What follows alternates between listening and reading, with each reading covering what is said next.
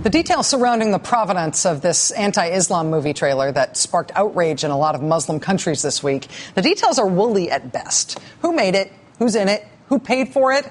And is there even a full-length movie that this 14-minute trailer clip supposedly is promoting? Initially, it looked like the filmmaker was a guy named Sam Basile. But then everybody quickly realized that was a pseudonym. For one thing, this supposed Sam Basile gave different basic biographical information about himself to different interviewers. He changed innocuous, unimportant details like his age, which is a red flag. He also said he got his funding from Jewish donors, 50 Jewish donors, and that his film budget was $5 million. Another red flag there, right? Just as a point of reference, the movie Rocky was made for $1 million.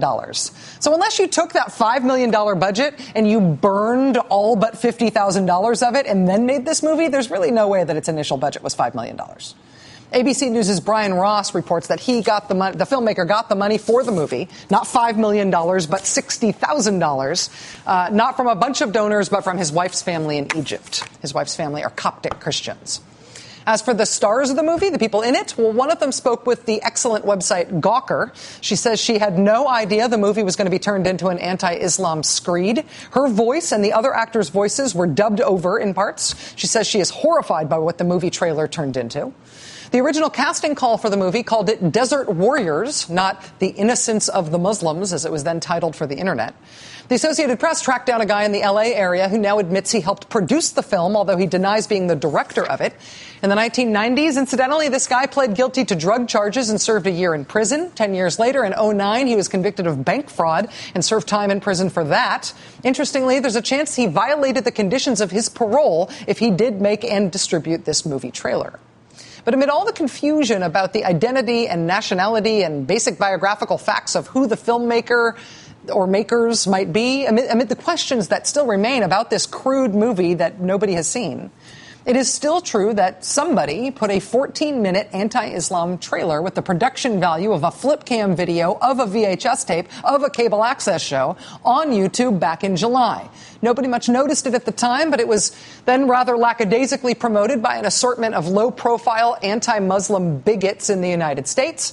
It was then redubbed in Arabic by someone. It was then picked up by a website in the UK. And then it was promoted on Egyptian Arabic language television in a way that led some to believe that the film had at least been implicitly endorsed by the U.S. government. That broadcast in Egypt was this past Sunday, and it was 2 days later when an estimated 2,000 people first showed up at the doorstep of the American embassy in Cairo. Unlike the deadly attack on the U.S. consulate in Benghazi in Libya, the breach of the U.S. embassy in Cairo does seem to have been the end result of a pretty massive but pretty organic protest of people who were just mad about that film. On the first day of the protest, thousands of people climbed over the embassy walls. They removed the American flag, which was flying at half-staff to mark the 9/11 anniversary. They burned that flag. They replaced it with a black flag with white lettering, very similar to the flag of al-Qaeda. Luckily, nobody was killed and no injuries were reported in that big protest. And, of course, this isn't the first time a provocative public expression about Islam has sparked unbridled and full-throated outrage and violence. In 2005, the Danish newspaper that published a dozen cartoons depicting the Prophet Muhammad, a couple of other papers around the world republished them, and in response, violent protests erupted for months and months. Churches and embassies burned and bombed in Pakistan and in Nigeria. An estimated 200 people died over a period of about 6 months. A couple years later, a right-wing Dutch politician produced a video that superimposed images of 9/11 over passages from the Quran. It was seen as so offensive and potentially explosive that no TV station would broadcast it. Of course, you could still see it on the internet, and people did see it, and protests did erupt, and the provocateur Dutch politician adopted 24-hour security protection for years in the face of what officials said were credible death threats. 2 years ago, a fringe, incoherent Florida pastor promoted what he called Burn the Quran Day. That spurred days of protests in Afghanistan, ultimately killing 9 people. This past winter, Hillary Clinton was visiting Egypt to mark the reopening of a consulate in Alexandria. She was greeted there by protesters throwing shoes and tomatoes at her motorcade. The protesters were reportedly incensed because of a weird right-wing rumor started in the United States. U.S. officials say that the secretary was surprised to learn that there's a perception in Egypt that the U.S. manipulated the recent elections in favor of the Muslim Brotherhood. that perception in Egypt that somehow Hillary Clinton was the #1 fan of the Muslim Brotherhood, that she was pulling the strings that led to their election, that perception was fabricated on conservative American blogs and talk radio shows. And even in one cobwebby, conspiratorial, dank corner of the Republican caucus in the United States House of Representatives. Hello, Congresswoman.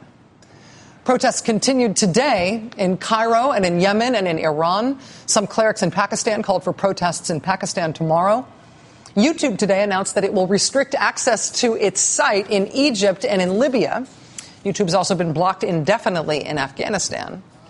But of course, YouTube does not have the power to make people unsee what they have already watched. And nobody has the power to force a civilized detente between provocateurs and the angry mobs who give them meaning. The lead blog at the New York Times has been doing great coverage of this story since it started, including monitoring local media and local social media in places where these protests have been happening.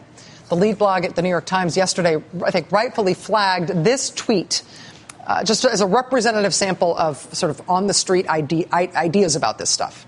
This tweet from somebody in Tunisia who was observing a protest there over this stupid film. The tweet says, "And what if mocking Islam was illegal, just like Holocaust denial?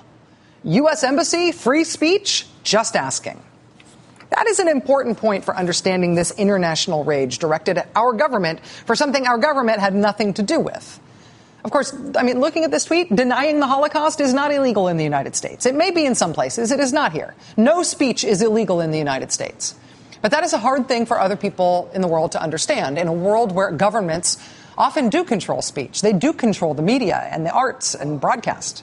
So when Egyptian television is reporting that there is a bigoted, crude American movie insulting Muslims and insulting Islam, people who don't understand how American free speech works will think that the very existence of the movie in America means that the American government okayed it. It looks like it is officially endorsed because it has not been officially banned.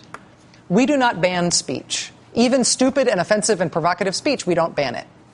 Beyond all the chest thumping by politicians right now about standing up for the right of free speech in the face of these protests, the fact is that no American official is not standing up for free speech. Nobody's apologizing. Nobody's denying American free speech rights.